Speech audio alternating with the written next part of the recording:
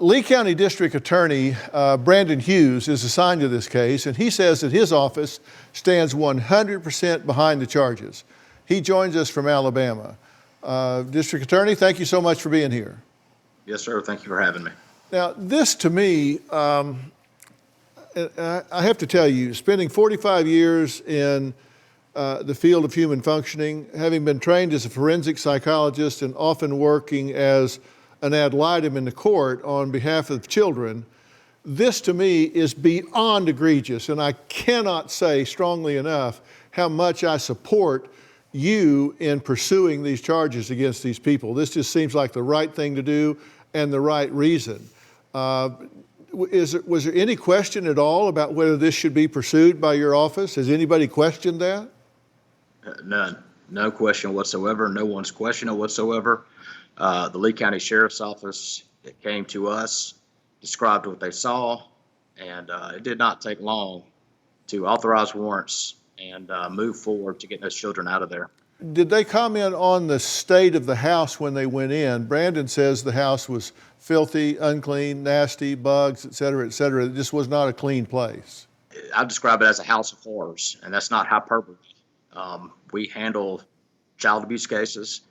I've prosecuted capital murder for children killed by their abusers, and this is far and away the worst scene, just visually speaking, that I've been a part of.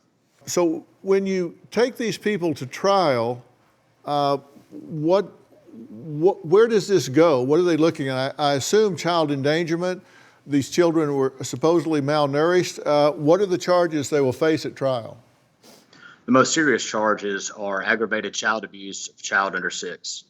Each of the individuals is charged with 2 counts of the aggravated child abuse. That's an A felony that they can receive up to life in prison. Now, there was also one charge of tampering with evidence. That was Pamela. What was the tampering with evidence? The allegation is that when law enforcement showed up with a search warrant, that she removed herself from the room, went back to where the cages were, removed a padlock, and disposed of that padlock. So what do you think of the family saying that Kyla is the guilty one here? She didn't have custody, but she's there. She did call her mother. Is she as culpable as the 2 others that were involved in this, the 2 that did have custody? That's something we're going to have to prove.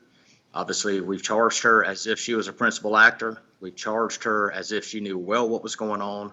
We've charged her as if she was involved in the action itself, and that's what we're prepared to prosecute. Right. And she took the pictures and sent them to you, so she certainly well knew. Correct. What was going on. Now, they say this was done to keep the children safe. What do you think of that explanation? I think that's garbage.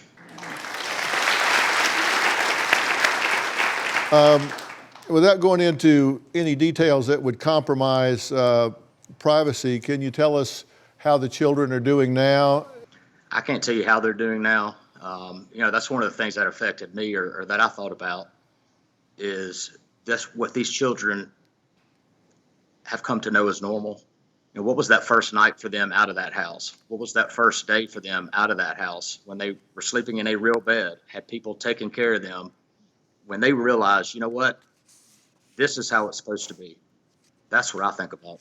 I certainly do too, and I appreciate your willingness to come on and talk about this because I want people to know in Alabama and everywhere else that this is taken serious by law enforcement and that law enforcement in concert with family services does spring into action and come in and rescue these children when they need rescuing. So thank you so much for sharing this with us. I can't tell you how much it means. Thank you.